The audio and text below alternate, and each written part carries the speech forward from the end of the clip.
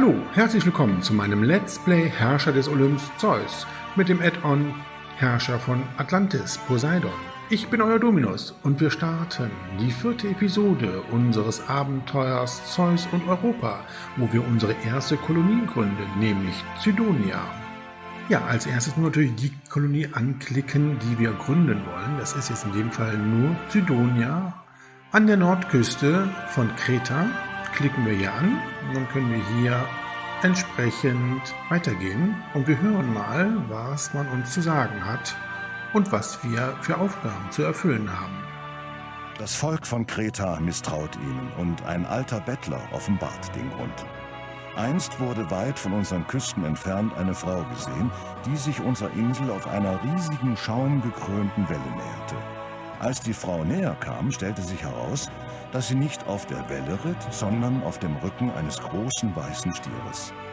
Der Stier setzte die Frau an unserem Ufer ab und Talos, ein von Hephaistos geschmiedeter Bronzemann, bewacht sie Tag und Nacht. Der Bronzemann schützt auch unsere Insel und hält Eindringlinge davon ab, uns zu schaden. Es wurde prophezeit, dass ein Herrscher aus Theben auf unsere Insel kommen und diese Frau holen würde. Wir fürchten, wenn dem Herrscher dies gelingt, wird Talos unsere Insel nicht mehr bewachen. Und da sie aus Theben kommen, könnten sie der sein, der unsere Welt völlig verändern wird. Bei der 4. Episode, die den Namen Die kretische Prinzessin trägt, müssen wir in unserer Kolonie 30 Holzbretter für unsere Heimatstadt und 20 Amphoren Wein produzieren. Ja, man misstraut uns auf Kreta, da man befürchtet, dass wir derjenige sind, der die schöne Frau wieder mitnimmt, die vor langer Zeit von einem weißen Stier auf die Insel gebracht wurde. Ja, und Talos, das Wesen aus Bronze, bewacht diese mysteriöse Frau. Ja, und ihr seht, es gibt viele Bezüge auf die Geschichte von Zeus und Europa. Ja, schauen wir uns jetzt mal die Karte an, wo wir unsere kleine Kolonie gründen wollen. Ja, gehen wir mal direkt in den Pausenmodus und hier bei dem Reiter Übersicht wieder, um uns die Minimap anzuschauen. Ja, wir haben hier eine große Landmasse, Richtung Norden haben wir die Küste, ja, und diese Landmasse fällt hier Richtung Osten zur Küste hin ab, haben hier den Weg, Wolfsrudel hier oben auf dem obersten Plateau, ja, und hier diese einzelnen Stufen im Gelände, die sind fruchtbar. Hier können wir Landwirtschaft und Viehzucht betreiben. Ja, und hier haben wir die unterste Ebene unseres Geländes und hier haben wir auch Zugang zum Meer, denn wir werden ja wahrscheinlich nur über Seewege Handel treiben können. Gut, dann schauen wir mal auch direkt, was wir produzieren können. Bei den Farmen können wir nur Zwiebeln produzieren. Plantagen, ja, wir können Reben anbauen und bei der Viehzucht können wir Wolle herstellen. Gut. Beim Gewerbe haben wir die Sägemühle, also Holz kann produziert werden. Ja, und bei den Werkstätten können wir Skulpturen, Olivenöl und Wein herstellen. Ja gut, was ist nun der Plan? Wir brauchen keine große Stadt. Die Karte hat ja die Besonderheit, dass sie recht klein ist. Und ich würde jetzt hier auf der untersten Ebene eine kleine Siedlung gründen, hier mit der Produktion beginnen, hier auf den fruchtbaren Flächen Landwirtschaft betreiben, ja, und die Güter herstellen, die wir für unsere Heimatstadt brauchen und einen kleinen Handel betreiben. Mal schauen, was wir da alles entsprechend verkaufen können. Ja, wenn wir gerade von Handel sprechen, gehen wir noch mal kurz auf die Weltkarte hier. Ja, Cydonia ist hier auf der Insel Kreta und es gibt eine Handelsroute nach Libyen. Libyen kauft Bronze und Wolle und verkauft uns Holz und Oliven. Dann haben wir hier Argos. Argos kauft Skulpturen und Wein, verkauft uns Wolle und Olivenöl. Ja, Citeron ist ein Rivale und Eleusis auch.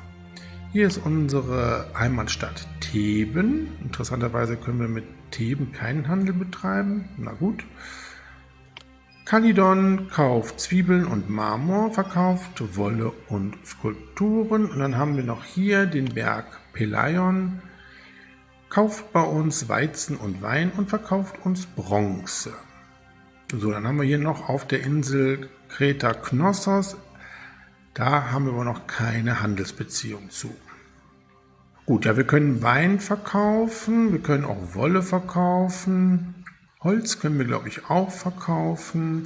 Ja, und wir können Olivenöl produzieren. Wir müssen zwar die Oliven importieren, aber das können wir auch gut verkaufen, weil wir müssen ja eigentlich Wein und Holz hamstern. Schauen wir mal, wie wir das so hinbekommen. Ja, als erstes werden wir jetzt unsere kleine Siedlung bauen. Gehen wir mit der Straße mal hier so weit, wie es nicht mehr geht. So, dann haben wir hier ein schönes, großes Wohngebiet. Ja, und dann parzellieren wir das mal so. Ne, wir müssen jetzt erstmal gucken, wie wir das aufbauen. Wir haben jetzt hier unsere kleine Siedlung voll parzelliert und mit den nötigsten Dienstleistungsgebäuden versehen. Architekturbüro und Brunnen. Hier haben wir schon einen kleinen Blumengarten gebaut, weil wir hier sonst die Attraktivität nicht erhöhen können, um unsere Wohngebäude weiterentwickeln zu lassen. Ja, außerhalb haben wir schon das Silo. Da muss natürlich jetzt noch ein Architekturbüro hin und auch eine Sperre. Gut, ja, dann können wir den Pausenmodus aufheben. Ja, ich weiß, dass wir jetzt Mitarbeiter brauchen. Das ändert sich ja. Da kommen nämlich schon unsere neuen Bürger, die es jetzt wirklich nicht weit haben. Ja, in der Zwischenzeit gehen wir hier auf Gewerbe, auf die Lupe und dann können wir die Prioritäten bei der Arbeitsverteilung noch schnell vergeben. Ich mache ja immer nur hier bei Gesundheit und Sicherheit eine hohe Priorität. Die anderen Bereiche können so bleiben. Gut, ja, das erste, was wir machen müssen, ist Nahrungsmittel herstellen. Ja, wir bekommen die Mitteilung, dass Knossos blüht und gedeiht. O großer Oberhaupt Dominus, unter der Regierung von Minos ist Knossos zu einer wichtigen Stadt geworden, die nicht länger vom Rest der Welt abgeschnitten ist. Okay, das heißt wohl, dass wir mit Knossos Handel betreiben können. Dann werden wir gleich mal schauen. Ja, und Talos ist in der Stadt, das Wesen aus Bronze, welches Europa bewacht. Wir schauen mal eben, wo er sein Unwesen treibt. Ja, und Theben schenkt uns Drachmen. 3000 Drachmen kriegen wir nochmal von unserer Heimatstadt, nehmen wir gerne an.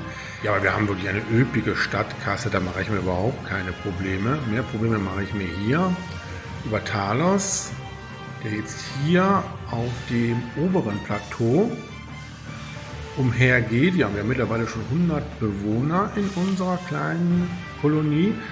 Ja, wenn er hier in diesem Bereich bleibt, dann, glaube ich, brauchen wir uns keine Sorgen zu machen hier, dass er uns gefährlich werden kann.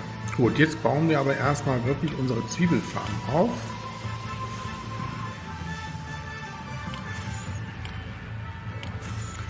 Bauen wir mal so 3 Stück. Passt denn jetzt hier das Gymnasium überhaupt noch hin?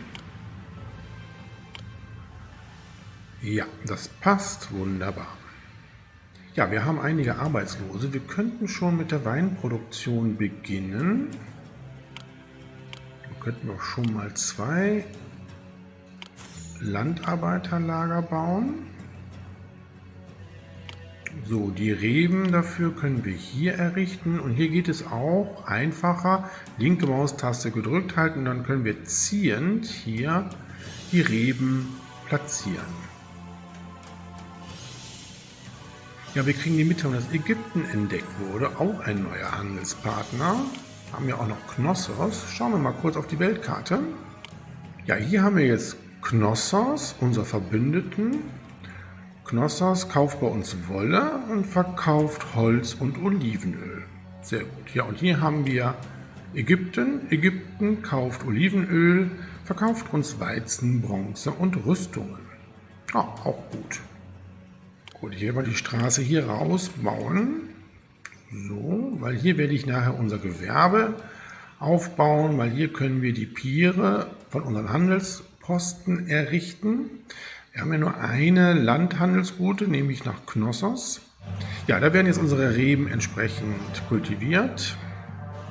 Wir platzieren schon mal auf unserer Agora den Lebensmittelhändler. So, 11 Arbeitskräfte werden benötigt. Naja, das sollte eigentlich nicht das Problem sein. Aber wir sollten hier erstmal eine Sperre errichten, damit unser Architekt nicht hier diesen Weg unnütz entlang geht.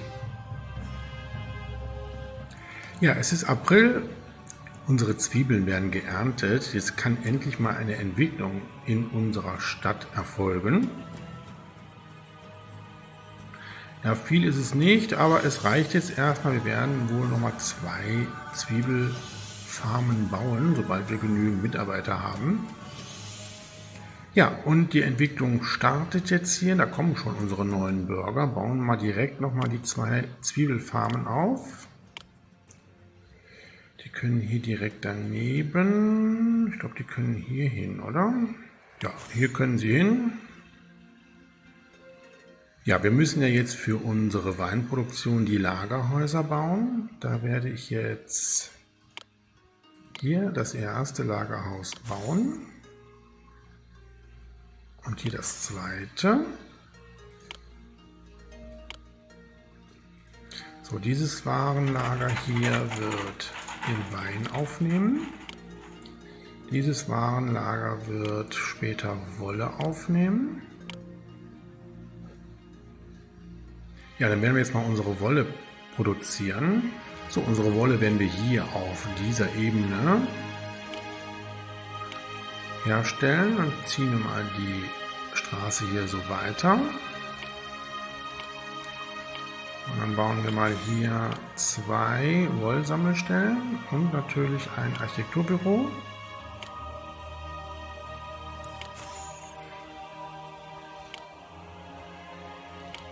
Und dann können hier die Schafe hin.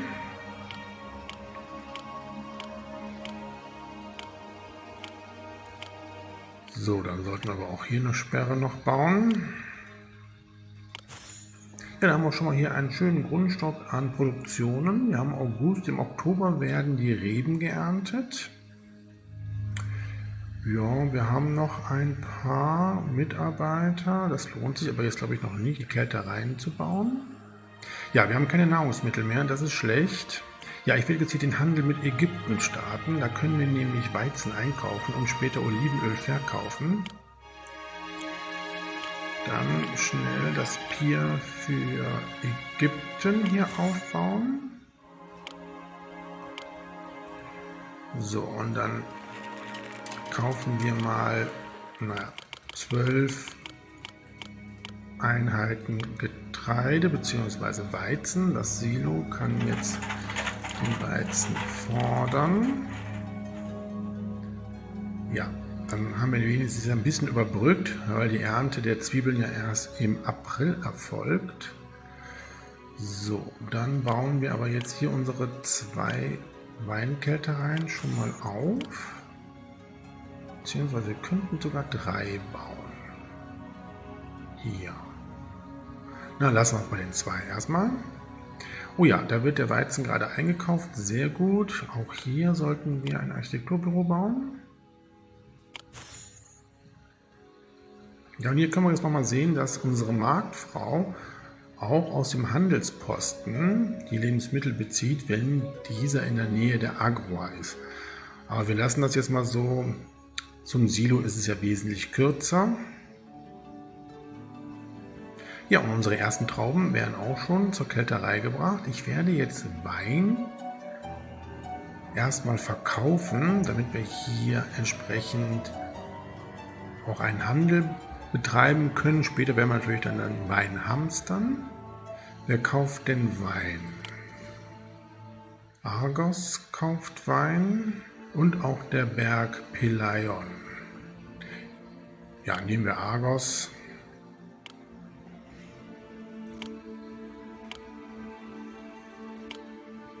Dann kann der Pier direkt hier neben.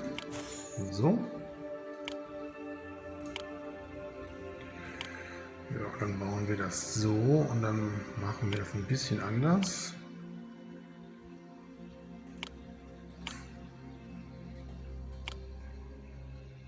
So. Ja, den Weizenexport können wir jetzt wieder einstellen. Das war jetzt wirklich nur zur Überbrückung. Wir haben ja schon Dezember. So, hier kann jetzt der Wein verkauft werden. Ja, und hier sehen wir nämlich schon eine Rückentwicklung, weil wir keine Nahrungsmittel haben. Ja, aber da ist ja schon unser Hausierer. Und da kommen auch schon direkt wieder neue Bürger. Okay, das funktioniert. Ja, mittlerweile habe ich jetzt eine Philosophenschule und ein Podium gebaut, damit wir hier unsere Stadt weiterentwickeln können. Den ersten Wein verkaufen wir jetzt auch, Gott sei Dank. Ja, und das Silo ist jetzt Gott sei Dank mal voll mit Lebensmitteln bzw. mit Zwiebeln. Das ist soweit ganz gut. Ich hoffe mal, dass wir jetzt hier eine weitere Entwicklung haben. Ja, wir haben auch schon die erste Wolle in unserem Warenlager. Auch nicht schlecht, die können wir auch verkaufen. Erstmal, später brauchen wir sie ja für unsere Stadt. Knossos kauft Wolle, das ist gar nicht mal so schlecht. Dann bauen wir doch hier unseren Handelsposten. Für Knossos, der kann hier hin. Oh, Knossos schenkt uns Olivenöl. Gar nicht schlecht, aber wir haben noch kein Warenlager dafür. Später dann. So, den Handelsposten für Knossos können wir hier bauen. Und dann verkaufen wir die Wolle. Ja, da wird auch nicht viel verkauft. 6 Einheiten müssen nur in den Handelsposten. Ja, Gott sei Dank geht jetzt mal die Entwicklung hier weiter.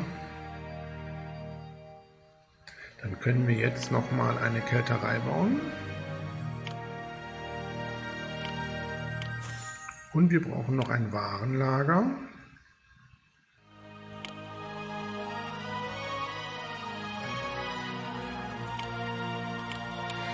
Das kommt hier hin. So, das brauchen wir für Olivenöl. Und wir haben mittlerweile 500 Einwohner in unserer Kolonie. Ja, wir nehmen das Olivenöl gerne an. Das können wir natürlich auch direkt verkaufen. Hier, Ägypten kauft ja Olivenöl. 12 Einheiten. Ja, und dann würde ich sagen, brauchen wir noch eine Kälterei. Ja, ich glaube, hier passt doch noch eine Parzelle hin, oder? Ja, und dann können wir hier den Arzt errichten. Der passt nämlich genau hier rein. Na, wunderbar. Ja, und das Gymnasium brauchen wir noch. Das kommt dann jetzt hier hin. Ja, und jetzt wollen unsere Bürger doch mal etwas attraktiver hier ihre Umgebung gestaltet haben. Das kriegen wir natürlich gut hin. Hier mit Bänken. Und mit Parkanlagen.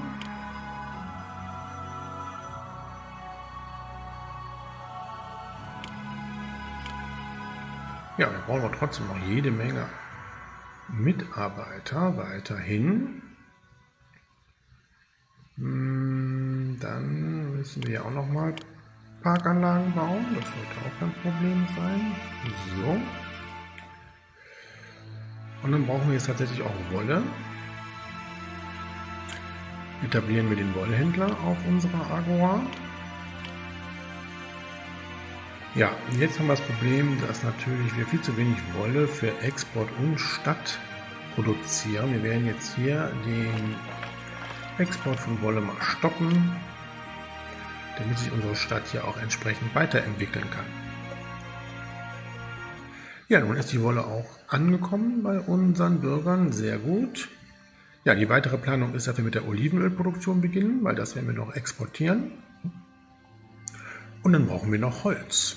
Ja, unsere Siedlung entwickelt sich prächtig, jede Menge Bürger, die noch einwandern. Wir werden jetzt einmal kurz die Weinproduktion noch etwas erhöhen. Nochmal hier ein Landarbeiterlager und dann die Reben. So, und dann bauen wir noch die 2 Kältereien. So, und dann noch ein Warenlager, nämlich für Holz.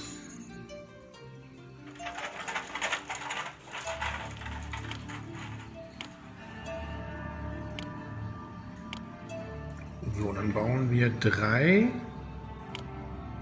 Olivenpressen.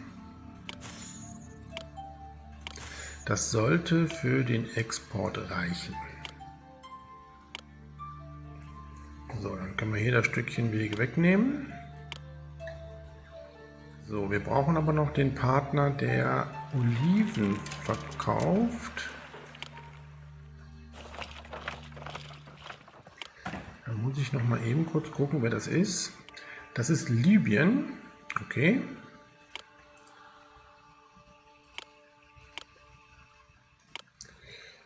Passt denn der? Ah, der muss dann jetzt hier hin. Für die Straße doch verlängern. So. Und wir kaufen Oliven ein. Ich denke mir mal 12 Einheiten reichen für die 3 Olivenpressen. Dann sollten wir aber hier auch noch mal ein Architekturbüro bauen.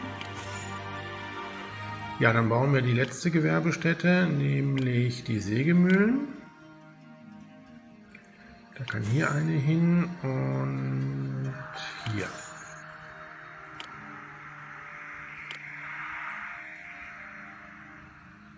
Ja, und wir haben mittlerweile schon 1000 Einwohner in Zydonia. Ja, und wir haben keine Lebensmittel mehr. Was haben wir? März. Okay, ja gut, da wird er jetzt hier gleich geerntet. Dann will ich mal hoffen, dass wir genügend Bürger dann in unserer Stadt haben, weil ich würde jetzt hier nämlich nicht mehr an Gewerbestätten bauen wollen. Das wäre jetzt so unser Endstand. Das Einzige, was ich vielleicht noch bauen würde, wäre eine Wollsammelstelle. Da gucken wir mal. Ja, da kommt unser Handelsschiff aus Libyen. Unsere Oliven werden jetzt gerade eingekauft und werden auch direkt zu unseren Ölpressen gebracht. Das läuft alles wunderbar. Wir werden jetzt gleich, wenn der Olivenölexport läuft, Wein und auch Holz hamstern.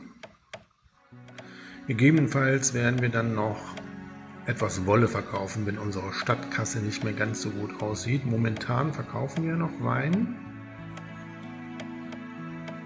Ja, da kommt nämlich gerade schon der nächste Handelspartner. Argos kauft jetzt den Wein ein. Gut, jetzt sollten wir den Wein aber auch entsprechend hamstern. Das werde ich jetzt hier noch schnell einstellen. Einmal Holz und einmal Wein. So, jetzt verkaufen wir eigentlich nur noch Olivenöl. Ich hoffe mal, das passt von den Finanzen her. Ja, uns fehlen halt immer noch Mitarbeiter. Wir können ja auch hier das Lohnniveau etwas erhöhen. Dann haben wir nämlich genau so viel Arbeiter, wie wir brauchen. Dann lassen wir das doch erstmal so. Ja, wenn das Jahr vorbei ist, sollten wir mal gucken, wie unsere Stadtkasse aussieht. Ja, und wir bekommen die Mitteilung, dass Kadmea entdeckt wurde. Gucken wir mal, wo Kadmea liegt. Ah ja, Kadmea liegt hier im Norden auf dem griechischen Festland. Ja, wir kriegen eine Forderung von unserer Heimatstadt Theben. 15 Amphoren Wein in 12 Monaten. Naja, gut. Wein produzieren wir jetzt und die Reben stehen auch kurz vor der Ernte. Das sollte eigentlich funktionieren. Ja, wir haben da etwas mehr Wolle im Warenlager. Wir können hier beim Handelsposten Knossos Wolle wieder verkaufen. Dann können wir noch mal ein bisschen Geld generieren. Wir haben ja Dezember. Wir gucken mal eben in unsere Finanzen, wie das Jahr gelaufen ist. Naja, wir haben doch Minus gemacht. Dann ist es vielleicht auch ganz gut, wenn wir noch zusätzlich Wolle verkaufen. Ja, ich werde jetzt Folgendes machen. Ich werde jetzt tatsächlich den Handelsposten von Argos hier löschen, auch wenn da jetzt eine Einheit Wein drin ist, weil ich möchte dann doch noch eine Wollsammelstelle errichten. Ja, Wein werden wir jetzt nicht mehr verkaufen, wir werden jetzt aber die Forderung noch erfüllen müssen. Gehen wir hier auf den Reiter. Ja, ich weiß, ja, ihr kriegt euren Wein. Wir gehen mal hier auf den Reiter Übersicht, da sehen wir nämlich hier die Forderung. Wenn das hier grün unterlegt ist, können wir sie verschicken. Unsere Kältereien arbeiten aber alle auf Hochtouren. Ja, hier können wir sehen, beim Infofenster Vertrieb haben wir jetzt 11 Einheiten im Lager. Ja, und Knossos braucht wieder Nahrung. Und zwar 10 Kisten. Ja, aber unsere Zwiebeln werden, glaube ich, jetzt geerntet. Jawohl.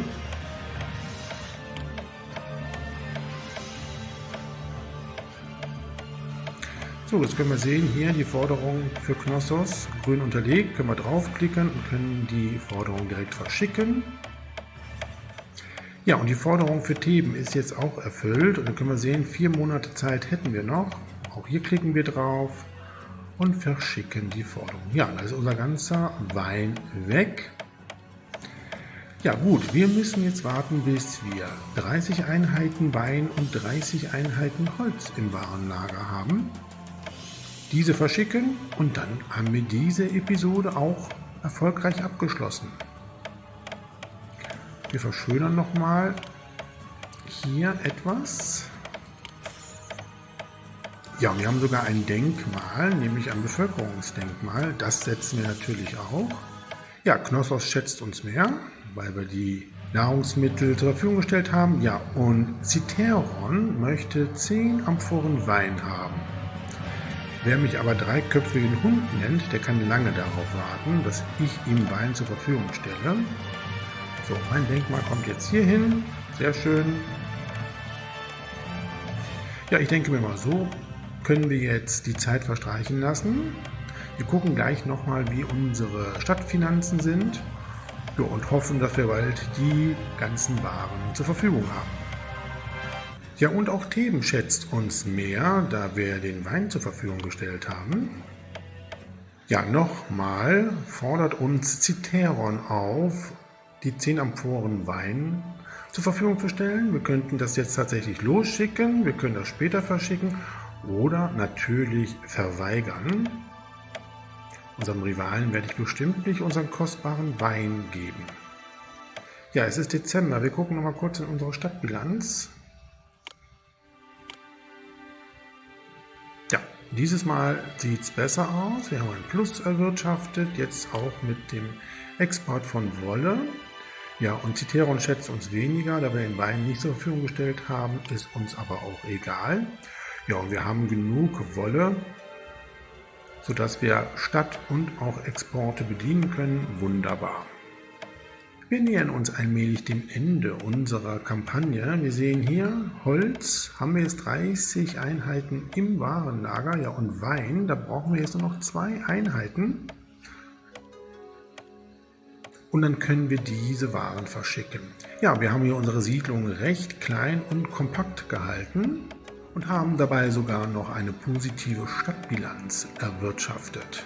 Gar nicht schlecht. So. Wir haben die Waren vorrätig. Wir gehen jetzt hier auf den Button Episodenziel und dann können wir jetzt hier die 30 Holzbretter sammeln. Ja, kann verschickt werden und auch die 30 Amphoren Wein. Und damit haben wir die Kampagne erfolgreich abgeschlossen. Die Prophezeiung der Priesterin hat sich erfüllt. Sie haben Europa aus Talos Klauen befreit und zu ihrem Bruder nach Griechenland zurückgebracht. Talos allerdings ist erbost, dass sie ihm die Beute abgenommen haben und ist ihnen dicht auf den Fersen. Ja, erfolgreich haben wir unsere erste Kolonie Cydonia gegründet, haben allerdings einen neuen Feind, nämlich Talos. Die nächste Episode, die wir beim Abenteuer Zeus und Europa zu bestreiten haben, trägt den Namen Das Hochzeitsgeschenk. Bis dahin wünsche ich alles Gute und sage Tschüss, euer Dominus.